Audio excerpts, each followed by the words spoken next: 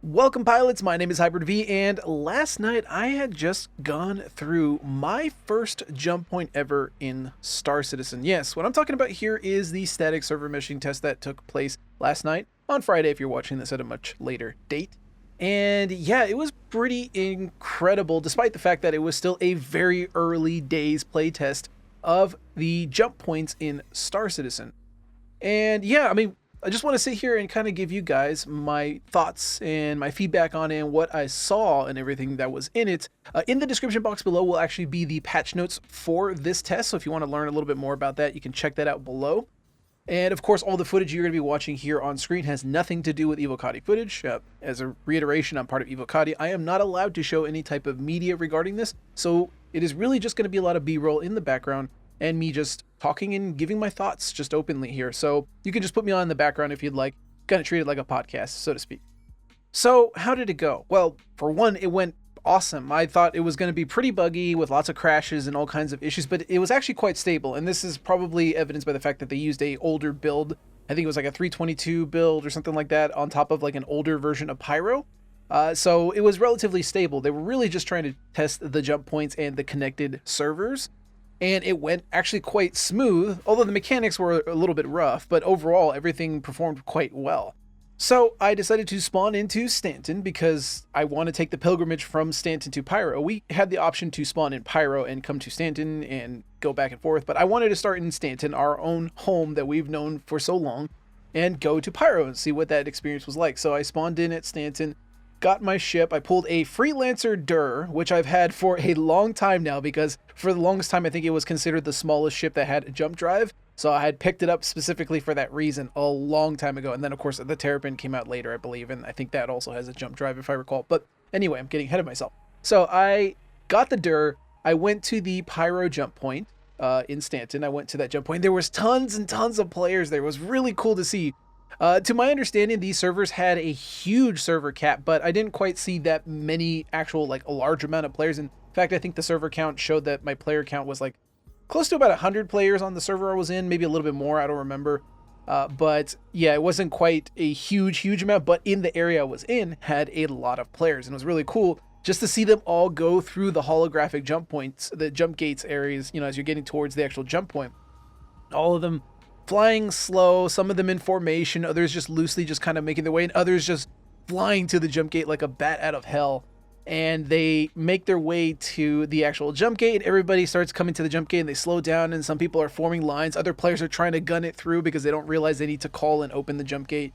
And so they end up getting yeeted, which is a pretty funny mechanic. If you actually try to go through the jump gate without actually properly engaging your jump drive and making your way through the entire process, you will just get yeeted out of the jump gate at super high speeds. I'm talking like 2 kilometers a second, which is just absolutely insane.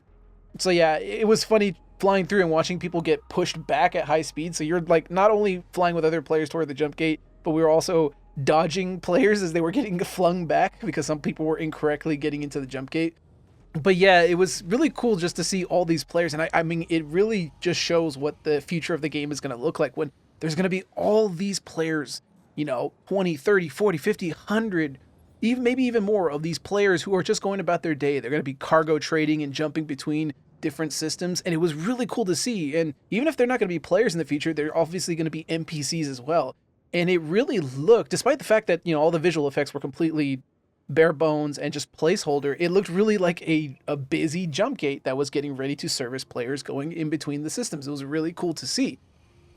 And so I get to the position that I need to get to. I'm aligned with the jump gate. I hit my quantum drive because that's part of the sequence. You have to turn on your quantum drive. Currently, there's no turn on your jump drive. It's currently you just turn on the quantum drive. You get this little interface on the top left, and that interface will then tell you where you are in the sequence. Now, there's apparently like a ATC that controls the jump gates, and it was kind of giving us alerts on the top saying whether you were approved or not, or you were making an illegal jump. All that apparently wasn't functional. You'll notice that in the patch notes they mentioned that too. It's not functional currently, so I guess in the final iteration you're going to have to call the jump gate and then prep your jump drive, but you're going to have to wait for permission before you can actually be allowed in. But in this case, all you had to do was enable your jump drive and follow the sequences that showed up on the top left of the HUD, and then just work your way into the jump gate during the opening window. when it asks you to. So yeah, I turned on my drive, I aligned, I then tuned my drive to it, and then I waited for it to then say it was opening. And then once it switches to say that it's entering, that's the point where you actually have to then go forward into the jump gate. And I think it had a limit of how many players it actually allowed, because there was a few times I tried it where a whole bunch of other players were in front of me and it said enter. So this was the point to enter, and everybody else got the same message too. So everybody at the same time moved towards the jump gate. And you could see some people get sucked in, and then other people, including myself in my first attempt, get flung out. So I think there's a limit. There's also, it says in the patch notes, there's a timer as well built into it too. And I know I had made my way to the gate along with other players before that timer expired, because we pretty much gunned it as soon as it was ready. But yeah, I think it only has like a certain set limit it allows of players at any given time. So I came back and did the whole sequence again, and I aligned myself, tuned, and then when it said enter, I just went ahead and gunned it with my DUR, and you get to a certain point where you get closer, and then IFCS, the autopilot system, takes over, and at that point I just got sucked into this gray blob looking tunnel thing, and my ship was then turned around 180, so now my butt was facing the direction I was traveling the entire time, which was very disorienting, but it was still a really cool process to see. And as I was entering, it was cool to see other players get sucked into, and then you can see their radar signature slowly just move in, get sucked in, and then the radar signature just zooms off into space and then disappears. And it just looks really cool. And I can't wait to see what the visuals of that is, especially of players just getting sucked in. And because you have to remember, folks, when you're traveling in these jump gates, you're going to be traveling at real speeds, despite the fact that it's not going to look fast. You're going to be traveling at insane amounts of speeds to get to the other system. And that was actually what was happening here. I could see the players getting sucked in, and they were traveling at insane speeds off into the distance, and it was really, really cool to see. But anyway, so I got pulled in. I'm now butt facing inwards as I'm getting pulled in. I'm looking around. I'm just in utter awe. Of course, like I said, it's all very, bare bones. It's just a gray box kind of looking wormhole. When I first entered, I did have a little bit of a performance hit. Like you can tell like the game is streaming things in and out the moment you first get in it. But after that initial hitch, it was all smooth sailing from there. I had no other issues. There no other hitching or anything. But yeah, it was still very early, bare bones, very basic. But it did the job. It did the actual job, and I just enjoyed the ride. I felt like I was like in a dark ride, if you know what a dark ride is, right? You know, when you go to like a Disneyland or Disney World or any type of theme park that has a dark ride, you just feel like you're just along for the ride. Now, of course, in the future, this is also going to have a gameplay component to it. You're not going to actually be autopilot necessarily through the entire thing. You're going to have some control, and you can actually mess up as you're piloting through, and you could potentially damage or destroy your ship or just get shot out in the middle of space and be stranded. And yeah, that sounds really terrifying. I have no idea how you could recover from that, but I digress. Either way, I had no control over it, so I just enjoyed the ride. And I was looking at my radar. I saw there was a player behind me. I couldn't see him, of course, because I was facing away, but he was decently close. And we started making our way, and I could see the tunnel was opening. And then I was shot out at Mach Stupid, along with the player next to me, into a bunch of wrecks that were behind us. I guess players either abandoned or maybe they crashed, their game crashed, something happened. And there was just a bunch of wrecks just left behind. And we got shot out at Mach Jesus out of the wormhole and just collided with the wrecks, which was a funny way to kind of introduce ourselves into Pyro, I guess. So it was kind of an unceremonious, entry into Pyro as it is with this first iteration of it. Yeah, I ended up having a bug where I couldn't respawn properly, so I had to exit the game and come back. There's some weird issues here and there. Again, it's all still early days, so it's not as functional as anybody probably would like it to be. But yeah, I had issues where I could not actually get it to respawn me, so I had to exit the server, come back, and then when I came back, I was in my character's hab from where I last spawned, and I was dead, and I couldn't do anything. I couldn't backspace, so I had to exit the server again and come back, and then I finally appeared in a hospital bed. It was just the weird stuff like that. But anyway, I got my next ship, which was an MSR. Oh, sorry, no, it wasn't an MSR. Actually, I tried an Inferno because in the patch notes it said any ship could do this as long as it has a functioning quantum drive. So I got an Inferno. I went and tried with the Inferno. It wasn't working. And I think I saw other Evocatis also saying that they could not get their fighters, like a Lightnings or whatever they had. They couldn't get them to work as well. So the patch note says any ship with a quantum drive, but I think that's I think there was something that changed in between that, because what happens is I switched to the MSR after that, and it worked perfectly fine. So I think it's only ships that have functional jump drives in this test that actually were working, not every ship that had a quantum drive, despite the fact that that's what the patch notes said. Anyway, I tried it with the MSR, had the same issue, right? I went through the entire process, I went through, and then I got spun around, so I was flying backwards, and I was like, yeah, this is cool. And then I was like, okay, now I know what's going to happen once I come out the other side. I'm going to try to rip my view around, do a 180, and try to avoid all the wrecks as I come out. So I start approaching the end. I kind of see the wormhole tapering out a little bit. So I immediately, as soon as I have control, I wrench my ship and do a 180 coming through. And I just immediately, as I pull a 180, I see all these wrecks. I see these dead reclaimers, 890 jumps. And it was just insane. There's all this stuff coming at me at the speed of sound. It was just insane. So I immediately just hit, by my strafe up, and I tried to roll and dodge through, and I luckily got through all the wrecks unscathed. And you know what it actually reminded me of? It reminded me of the Omega 4 relay in Mass Effect 2. That it literally was like almost spot on 1-to-1. It was just absolutely insane. And at this point I said, okay, maybe I'll explore Pyro for a little bit before I try coming back. So I tried to go to Patch, I think is what it's called, the station Patch, whatever it's called. And I eventually noticed when I QT'd there that everything was missing. There was nothing there. So I was like, okay, maybe this is just a bug with the Pyro. Don't care. So I'm going to go to the Pyro jump point. So I went to the Pyro to Stanton jump point, and it was completely missing. There was nothing there. So I was like, okay, maybe I wonder if bed logging works in this version. So I got out of my seat, went to go bed log, and as soon as I got out of my seat, my ship despawned. And I was left in space. So yeah, not ideal. So I decided to leave and come back, and I decided to try again with a 400i. This time it had put me back in Stanton again. Fair enough, whatever, we'll try it again. Grabbed the 400i, dived back into the gate, went in with a few other people, and again, the same issue. It turned me all the way around, so I was facing backwards through the entire gate. And then it spun me, it spat me out, and I did the same thing. I just pulled a 180, and it was insane because there was a bunch of other players with me, and some of them were already behind me as I was getting spat out.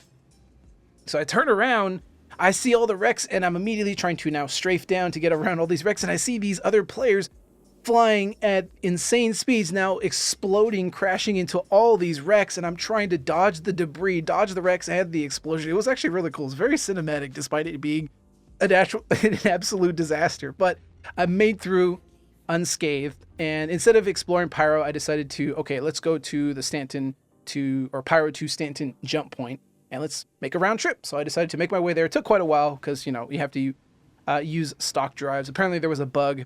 I think if you used any other drive or something like that, like if you tried to modify your drive, it had issues. So hopefully CIG can correct that. That was definitely a weird issue. I think that was also detailed in the patch notes. I'm not 100% certain. But yeah, so I went to that jump point. And it's really cool actually getting to that jump point. I was kind of not in the best approach. I actually ended up in a really dense gas cloud. It was very, very dark. There was like lightning everywhere. I couldn't see anything. And then there was all these asteroids passing left and right. I was like trying to go at slow speeds with my lights on. And then I would see asteroids left and right. Because I mean, you could not, it was like pea soup, guys. Like you cannot see very well. And so I was trying to dodge all these asteroids.